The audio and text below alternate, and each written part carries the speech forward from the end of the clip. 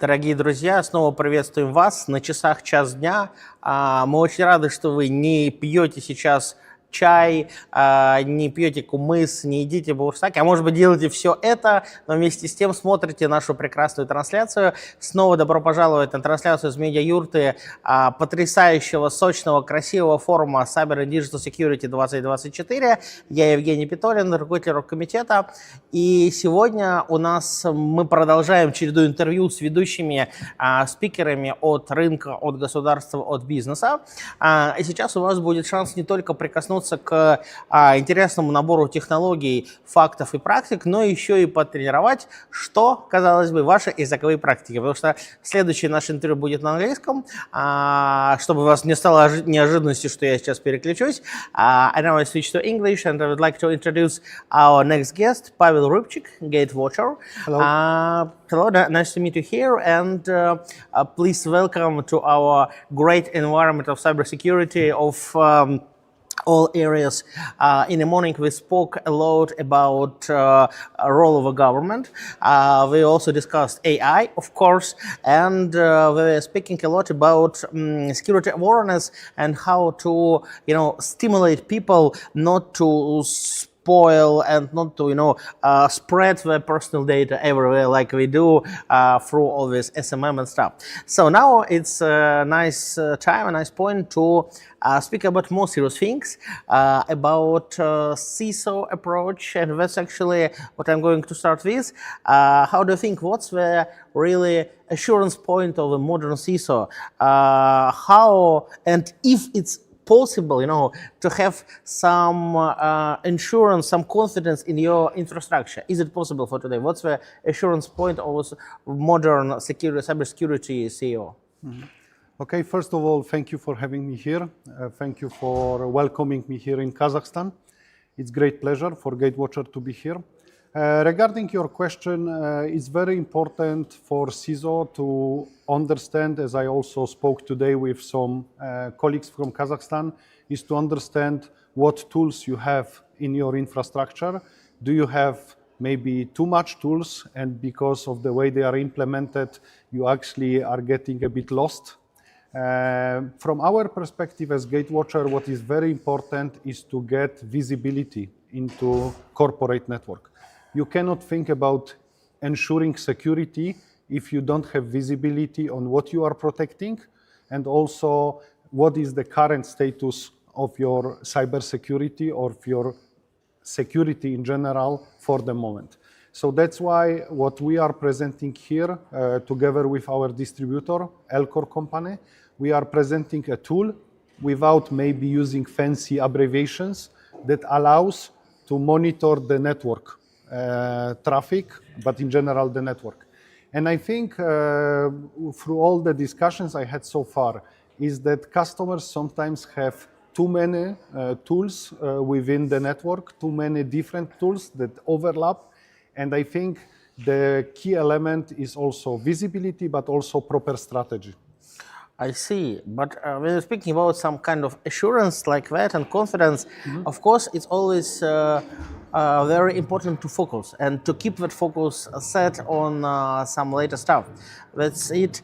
Can you share with us some kind of top-level guidance of what are areas of the main focus of that cyber security goals for the CISO? Mm-hmm. So first of all, one point is, as I said, the visibility. Second point, what I observe not only in Kazakhstan but in all the region, many CISOs are focusing a lot on endpoint security, where they forget that not everywhere you can apply endpoint security solutions, so you still have some blind spots. And then using complementary solutions, like in our case it's NDR, network detection and response, is very important. But I think at the end of the day, you need to have a trusted advisor who will give you the agenda and step-by-step, instructions on how to deploy, implement all the important tools in your network. It's funny what you say, trust advisor, but NDR was always meant and actually explained as the center of zero trust policies. So how do you deal with that? So how do you use NDR as a zero trust tool to defend against emerging threats? Well, we say, or we like to say at Gatewatcher, that network never lies. Okay, so when you speak about zero trust, in some ways you speak about authentication, confirming the user identity, and so on. But you know, cyber threat will not spread around the network without making the traffic, the noise in the corporate infrastructure. So you need to monitor the network traffic. So NDR as a part of zero trust is about knowing what's going on in your network. You know, over my experience, I'm in cybersecurity for more than 15 years, I see the power of analogy, you know, analogy from the real life. So I can say everywhere in Kazakhstan, in the region, you see CCTV, camera monitoring, or how people move in the building. Not as much as in London, but, yes, not as much, but still it's important. Now, I always ask CISOs, do you do the same level of security in your digital space? Okay, you have cameras, you record, you follow what is going on. Do you do the same? Do you have the same approach for network security? And then when we speak about zero trust, we should not focus only on this identity aspect, confirming the users and so on, but also being sure that all the traffic in our network is legitimate and we have control over it, and we are aware of it. Yes, that's a very nice question, as is. If you say about traffic control, we don't have to forget about encrypted traffic. And here, of course, is the case which I think we have to tell our listeners a bit more, because mostly when we ever speak about some solutions like Gatewatcher coming deep into encrypted traffic, people get worried because it's always, they think it's a question of privacy. So how do you deal with it? How do you use JW as an encrypted traffic solution? And how do you analyze this kind of encrypted traffic? Very good question, and I would say it's a common question when you speak about NDR. Majority of the network traffic is encrypted. That's true. We are now maybe about, on average, 90% of the traffic that is encrypted. Point number one is that Gatewatcher is not decrypting the traffic. So we are not impacting, let's say, the privacy topic at all, okay? Second subject is that you need to understand the nature of cyber threats, and let me refer to cyber kill chain. Cyber kill chain is a good example where you can map the phases of the attack. Not all phases of the attack will be encrypted. I like to say that NDR is like smoke detector in your network. Yeah. So we would like to signal you that something is going on wrongly, okay? So before something will be encrypted, we will still see IP addresses. We offer CTI, Cyber Threat Intelligence, where we have risk level per IPs that we see in your network. Secondly, we speak today about, in general, artificial intelligence. So in Gatewatcher, we implemented several engines that are focusing on machine learning. So we are profiling some traffic in kind of profile behavior type. And we can say, without knowing what is the payload, what is the data, that this activity is suspicious. Okay, so encrypted traffic is not a big problem for us. Secondly, we also include some zero-day detection engines where triggering some exploits, some vulnerabilities in the network do not require that this traffic will be encrypted. And I can tell you, we do a lot of POCs, proof of concept, and during this time, we see activity of bad actors in the network, no matter if 90% of the traffic is encrypted. So it's a kind of myth, okay? And I would strongly encourage people who listen to us to test our product and see if they are really sure that even the malicious traffic is encrypted in their network. But if you don't have visibility, you never know. Okay. If we're speaking about, I will strongly assure people who are listening to us, in our countries, let's always refer to special services units, Like, listening, yeah. But funny We're thing, officially listening. yeah, of course, yeah. But funny thing about AI, actually, we spoke about it a lot, like I said, and you also meaning it. How do you think will the use of AI inside the technologies and products, will it somehow impact the modus operandi of the cyber criminals and gangs? So how will they adopt to what we are doing? Well, every new technology that is coming can be used by good and bad guys. So we can be sure that more and more advanced cyber attacks will appear using the AI, or however you call it, frameworks to make the attack more accurate, I would say. Within our solutions, we are using AI in two different ways. First of all, we are improving our detection engines. As we spoke about encrypted traffic, AI is one of the only ways. When I mean AI, I talk about machine learning. But there is also a second aspect where we use AI within our product. We have more and more data. And sometimes when you want to take some information out of the data, it's much more easier to use, and we use generative AI to query the set of data we have to get out of it some information for us that would help to protect our ecosystem and our infrastructure. So it's very important to provide these tools in good sense within our product. We are very transparent on how we use it, and we explain it, just not to use artificial intelligence, because it's, at the end of the day, it's a big word. We use machine learning, and we use generative AI to play with the data we are storing within our system. I think it's still a bit of Pandora box using AI, and especially the whole scenario of Hollywood and at least the Terminator franchise tells us that you have to do it very carefully and to leave the switch off button in something nearby. Yeah, of course, but that's why we are here also to explain that. We don't want to offer black box. We don't want customers to put black box in their network. So it has to be a tool that is giving you some guidance. It's speeding up the operations for SOC, for threat hunters, for red team, and so on. But it cannot be a black box. You need to. I know that we actually want some black box, but we want a black box with a red button secure on it. So and to press that button, everything goes secure right now with that. Speaking about threat hunting and threat intelligence, actually, how can you improve the quality of threat hunting division, for example, if it's inside a company, and how can you reduce and shorten the speed of IR, incident response, in compared to industry standards? Okay, so first of all, what is main mission of creating NDR? First of all, we say easy as NDR, easy as Gatewatcher. So we want to make very easy solution to operate. That's point number one. Point number two is the big problem of false positives. Yes. Okay, so if you get more false positives, you have more noise.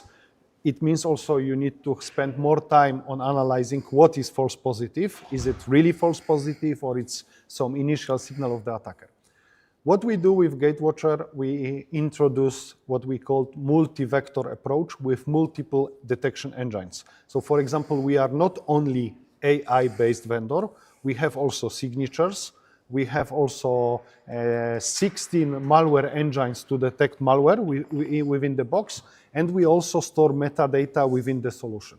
So what is the idea of multi-vector approach? The idea is that when we see alert from one engine, we try to confirm it with another. So it's all about reducing the number of false positives.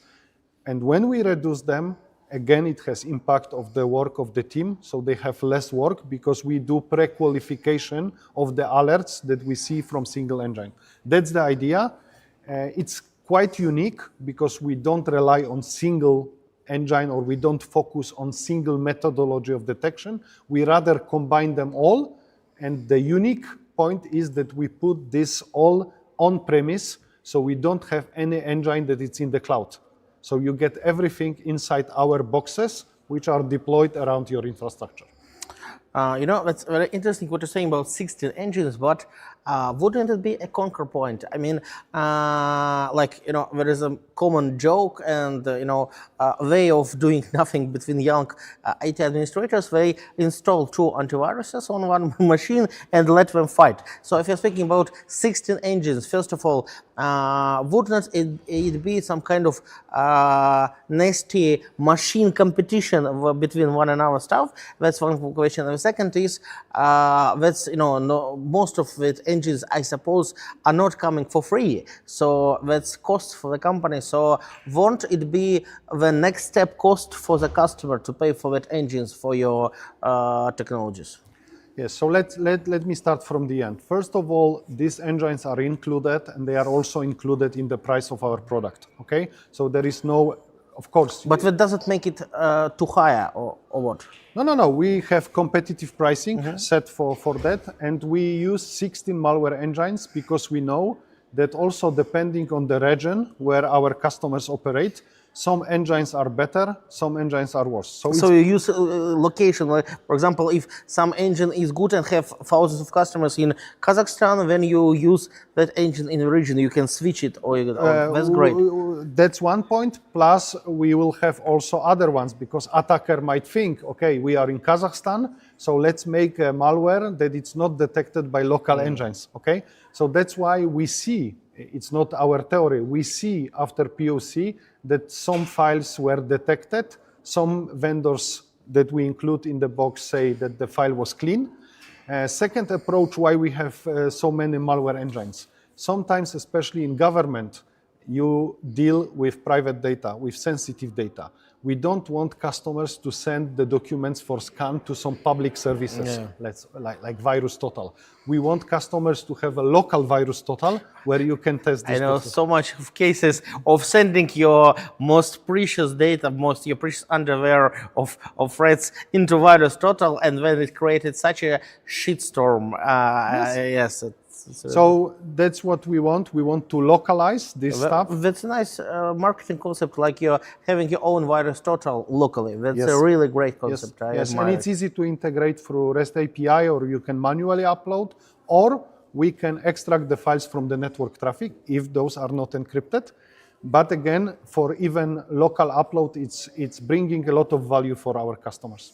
Well, it's a really great concept. I admire it. So, already, coming to conclusion of our short interview, what would you maybe suggest or advise the Kazakhstan CISOs to move left, right, shift something to improve in their security strategies, or maybe to implement something else from outside? So any advices or maybe approaches which you like to share? Well, I strongly advise nowadays to review to CISOs what tools they have and how do they map to, let's say, security standards. Good exercise is to look at MITRE framework and to collect what licenses of products you have and how do they cover tactics of attackers and where do you see blind spot. I would say don't rely only on endpoint security, because you can find a lot of content in internet how attackers are trying to exploit modern EDRs, antivirus products and so on. And ask yourself a question. What if my endpoint security will fail? Do I have second stage of detecting the problem inside the network, or I don't have? I would also recommend to talk with our distributor, Elcor. They not only offer Gatewatcher, and they can act as a trusted advisor with good portfolio of products that are complementary to each other. And basically, I strongly recommend to discuss and always question your strategy, if it's the good one or it's still there is place for improvement. Oh, that's nice. Always question yourself. I think that's going to be a nice motto for somebody. Thank you very much. Thank you very much. It had been a pleasure. Yeah, just welcome to Kazakhstan, our forum. Thank you. Дорогие гости, надеюсь, вам было интересно слушать это интервью. Павел Рыбчик, представитель компании Gatewatcher, на территории Казахстана представляется нашим партнером компания Elcor.